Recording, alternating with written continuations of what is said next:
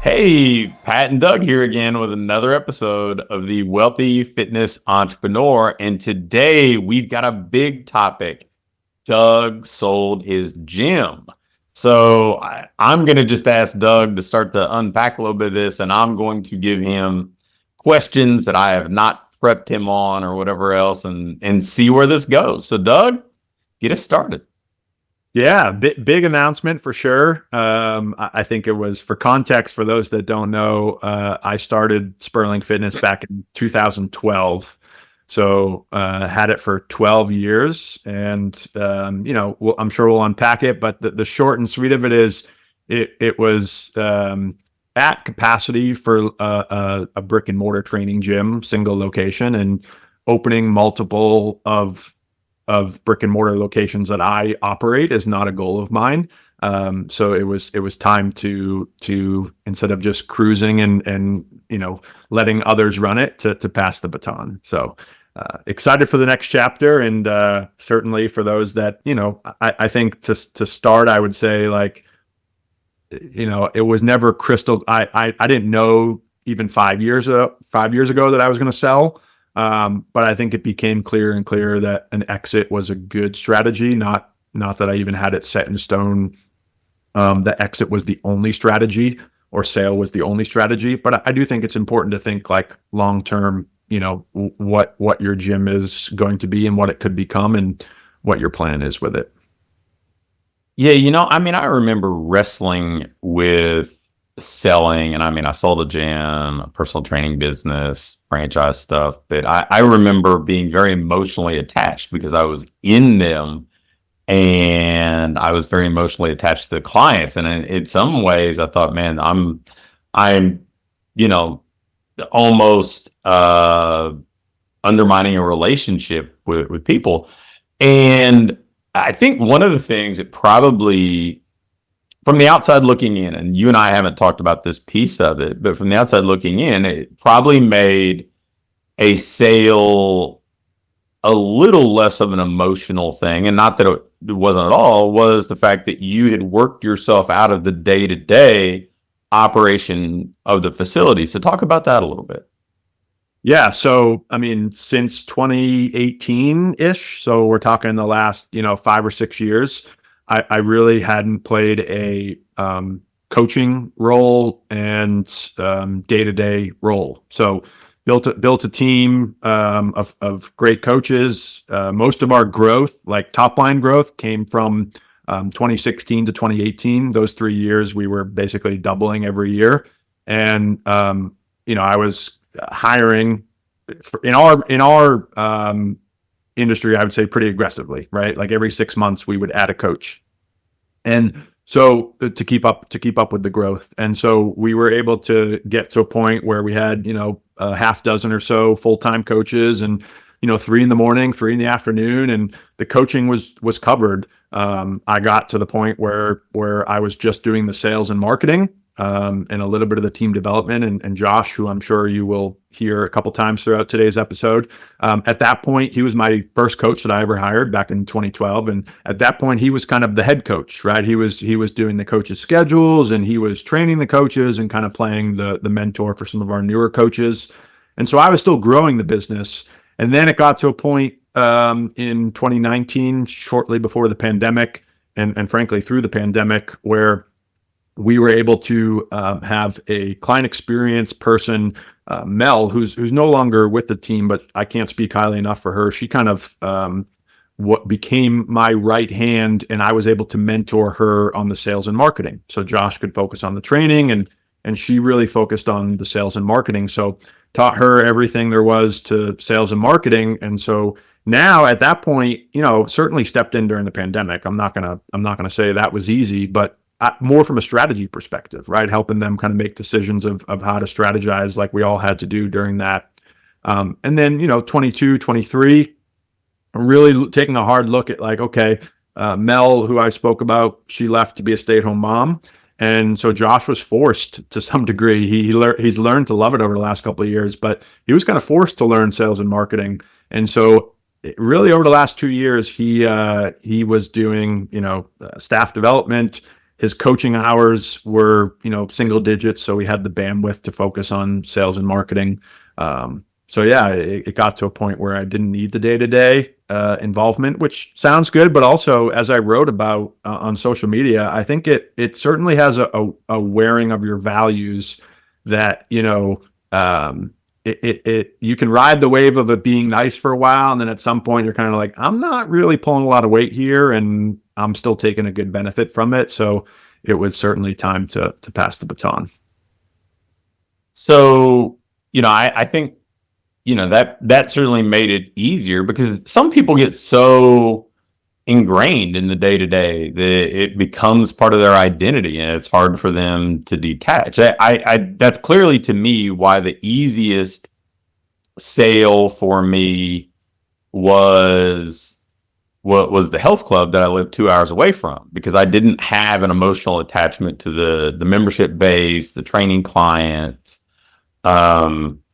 So I think that's always an interesting piece, because some people just, I don't think they can envision themselves selling in some cases because of that. And maybe that's partially why the cash flow versus cash out thing is still very appealing, because regardless of which path you take, you can still build wealth. So, okay, if that's the first little piece of this, how did you navigate that? The second thing I wanted to talk through is what did you learn through this process? And I know that's a really big one to unpack, but I know that you talked about some of the things on social media, and I figure we can start there, and if there's anything we need to expound on, we can. Yeah. So the sale process, I think where I got to the decision first was, aside from, we kind of talked about the operational piece of it, like the wearing of the values, wearing down on my values, like Josh is doing a lot of the work, and, he was fairly compensated, but he wasn't being paid like I was being paid. And so the really the wearing of the values was a big component of it. But the sale started with a conversation with Josh, and it was like, hey, is this something you'd even be interested in? Because for clarity, I don't know if I would have sold it to anybody else. It was a really easy sale in the sense of, like, it's been 2 weeks, week and a half, and like nothing. I've had zero questions, no changes, nothing. And Josh and I are, for clarity, for those that don't know, Josh and I are like best friends, and we've been friends since college. So there's certainly the personal side of this as well that I wanted him to succeed in. So that would be a kind of, if you ever do plan to exit, and even if you don't, I think having kind of your right hand person that can be your day to day it certainly made things a lot easier. And I know that's not always possible, but selling it to somebody who is already running the business is, both from their end, he was very comfortable taking on a financial risk, because there was no operational risk of walking into a gym that he didn't know, or selling something or buying something that he'd never stepped foot in. Also, from a client perspective, I sold Spurling Fitness. I didn't sell like, a unbranded name, but frankly, as we spoke about, he was the day to day. So there was not an interruption to the clients. Sure, veteran clients, were curious, but at this point, it had been so many years since I had worked with them on a training level that there was a personal connection, but there wasn't like I see you every week connection. So as far as what I learned throughout the process, once we had that conversation and he's like, yeah, I want to do this. The first thing I would say is I cannot speak highly enough of the SBA. I know they're like, obviously they're the SBA and they're gigantic, but I still own our building that the gym is in, and they were the ones that helped me buy the building back in 2015. And they were the ones that gave Josh financing for 90% of the purchase price, which is, if you're familiar with anything in real estate or business sales, being able to only have to come up with 10% in a non-owner finance deal, this was all financed through the SBA. I think is amazing. So from a resource perspective, I know even if you're not selling, they have great resources. So that's I would certainly want to say that. And then the final thing as far as learn goes is kind of valuing what I built over the last 10 years, because it's hard to value a service-based business. Because if we look at it, we can look at it through a couple different lenses. We can say, yeah, this is worth 7 figures because it generates this much revenue, and here are the financials. But at the end of the day, like, what was Josh buying? We had maybe 60 grand in equipment, right? It wasn't buying, it's not like you're buying a physical, tangible thing. You're buying clients that are loyal to a brand. You're buying what an accountant would call goodwill. Goodwill is a term referred to in part of business valuation, in that the brand is very well known, the brand is established. But there's certainly risk that if he walked in as a nobody and said, "Hey, I'm the new owner," all the clients could leave. So I think valuing a gym business there's so many components to it. And I learned, that yes, the financials, are a big part of the valuation, but frankly, I think there was just as much valuation in the brand that we created, the goodwill that we created in the community, and the systems and smoothness of our operation. As many of you know, the systems and operations is my jam, and I think that kind of I got a reward from that in the sale, because the operations are very smooth, and we have there's challenges like any business, but they're relatively smooth when it comes time to running a fitness business. So that had a lot of value to Josh and to the SBA, that this was a very well-oiled machine and they weren't buying a startup. Yeah, I think that so many people come in and have their inflated valuation that so somebody gave them, whether it was an accountant or whoever else, that may sound good, but it's going to be really difficult to find somebody to pay that price. And yeah, so many things, they're worth precisely what somebody's willing to pay for them. And because you did have such a systematic business, so hint, hint, hint, if you want to ever sell your business, you need to ensure that it is system driven. Obviously, I think most people, listening to this podcast, watching this podcast would probably default to saying that they have strong goodwill, right? Like that they've created a culture, whatever else. But I think that a lot of people, if they want to see themselves honestly, there's some gaps in systems with a lot of people. So if you ever want to sell, especially for maximum, a maximum price, systems are a non-negotiable.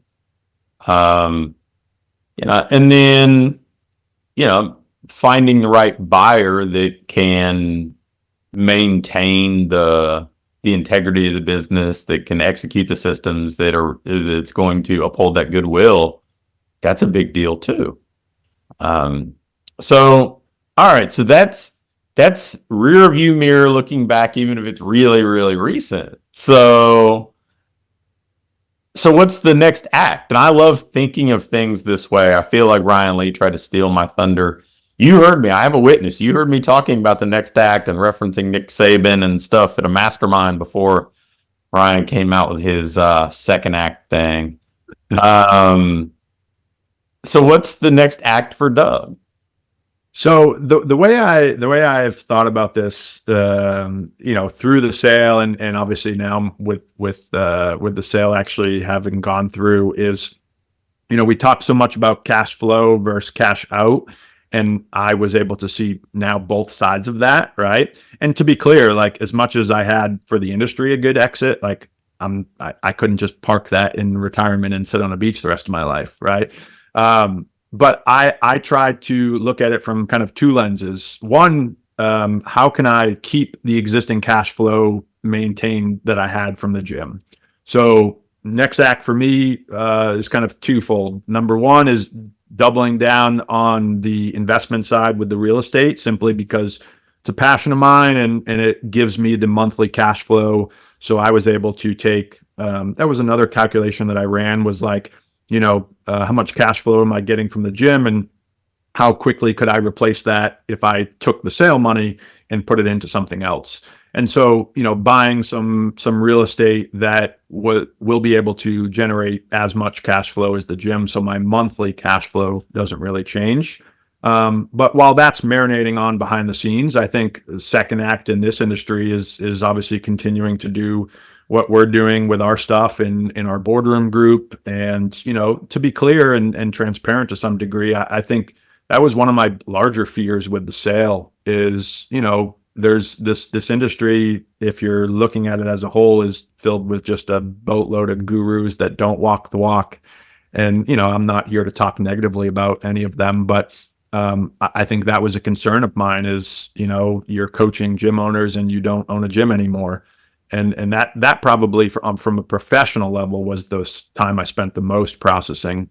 And frankly, the way that kind of helped me, I guess, be okay with that is that most of the gym owners that we help, they'd be ecstatic if they ever got to the size that we got to. And so I've kind of walked the walk. And if somebody does want to sell at some point, I can now help them and speak to that. And also a tip that I got, and I have to give credit. Our buddy Sumit was the one that first mentioned it to me. He said, make sure you retain your IP, your intellectual property.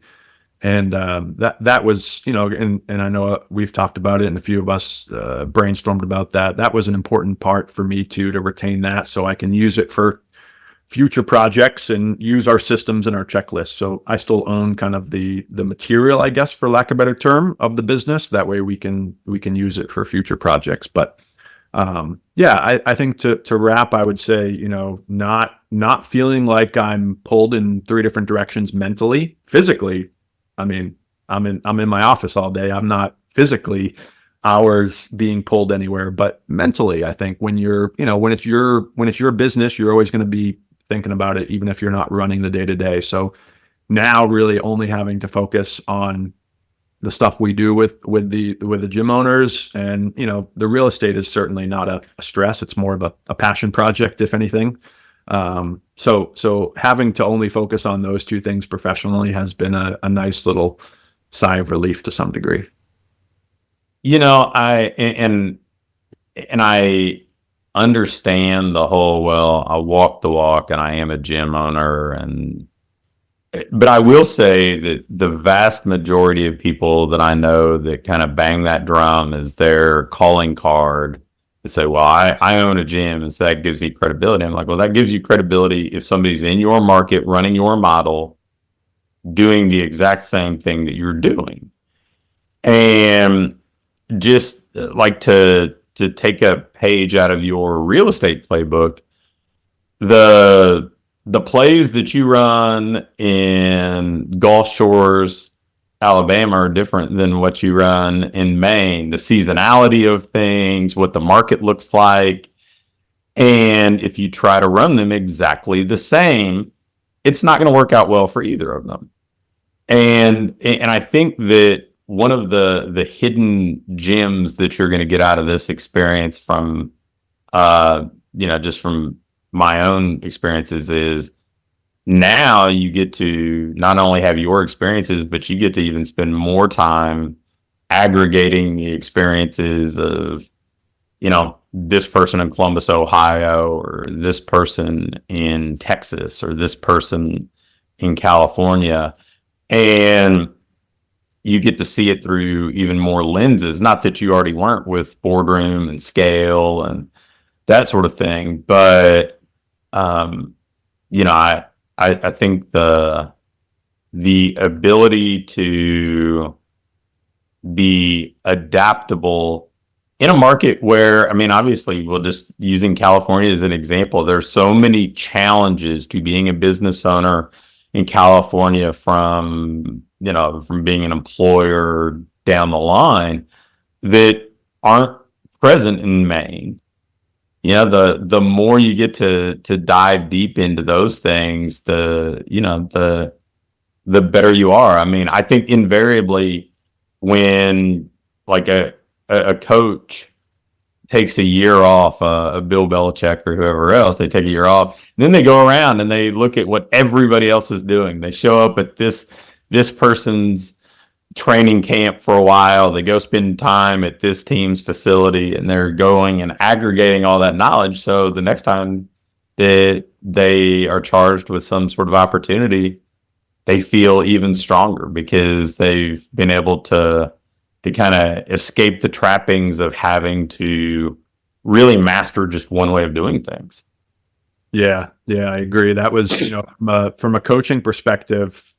When I say coaching, I mean, helping the fitness entrepreneurs that we help. I would often get the question like, so what do you do about blank? How do you do it at Spurling? And the reality is, that's an easy answer because that's what I live, but that's often not the right answer, right? Because, if you have 100 clients, we had 350 clients. Like, your operational challenges are different, right? If you're in California or Arizona and you're dealing with, market challenges that are not in Maine, I'm not going to be able to relate. I may not have to think about that as much. So yeah, totally agree. And I think it's a exciting opportunity for sure. Yeah, it's a neat place to be because you've walked the walk better than 99% of the people have in this industry. And you did it really from scratch, which is truly impressive. And it's an interesting thing to be able to kind of pay it forward and help other people go build wealth, scale a business, build something that's a reflection of them. I mean, for you, you talk about a guy like an Eric Cressy, he's still going to get neck deep in coaching, right? That wasn't your path. And, so you got to build something that was a reflection of you. So you get to lead by example, but not necessarily always be tethered to only one way of doing it. So I think that's really exciting. I am glad I get to kind of ride alongside while it's happening. So very cool. All right. Well, congrats to you, Doug. And with that, we will wrap up another episode of the Wealthy Fitness Entrepreneur.